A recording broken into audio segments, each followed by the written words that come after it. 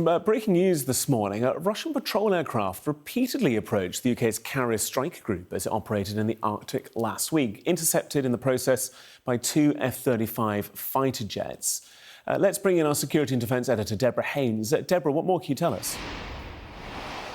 Yes, it seems like an extraordinarily brazen act by the Russian military. The UK Ministry of Defence is saying that this Bear F maritime patrol aircraft repeatedly approached HMS Prince of Wales, which is the UK's flagship aircraft carrier. It's currently in the Norwegian Sea as part of a NATO operation. And most extraordinarily of all, we're told that this aircraft dropped a large number of sonar buoys. So these are expendable sonar devices, the sort of things that you use to try to track ships and submarines, so spying kit basically, but a large number of them in close proximity to the warship. Now, two F-35 jets that were deployed on the carrier, they scrambled to intercept this Russian aircraft and escort it, obviously, out of the way.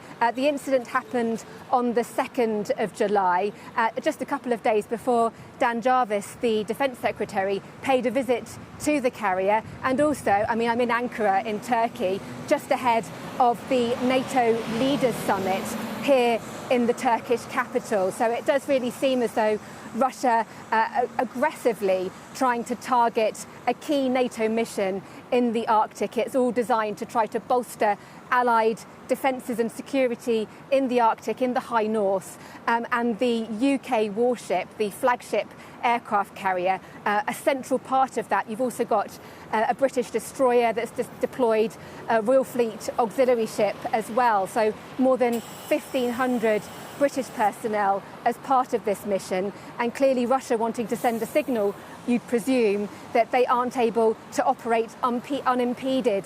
A UK Ministry of Defence spokesperson called the activity by the Russians unsafe, unnecessary, and clearly unwise, that's my words, to be operating like this in such close proximity to a UK warship. Clearly not a very friendly act to do.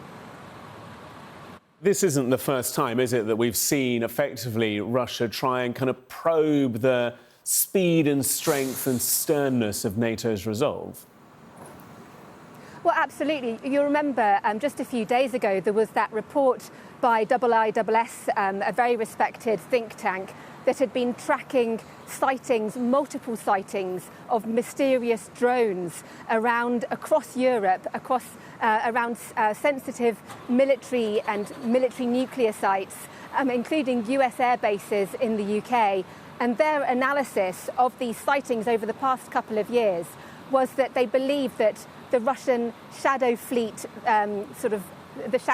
these sanctioned Russian vessels that are operating, not always Russian flagged, around the world, moving sanctioned Russian oil, for example, and gas, that they were likely part of what it described as a campaign of surveillance, testing NATO defences to drone activity, and also, of course, potentially mapping key infrastructure across the alliance. And then as well, John Healey, the now previous Defence Secretary, he revealed quite recently, didn't he, that Russian spy ship and submarines that had been lurking around UK infrastructure in the north, all indications of what the UK and its NATO allies describe as unconventional activities by Russia under the threshold of conventional war, but with all of these warnings that actually maybe within the next few years, up until 2030, Russia may actually try to actively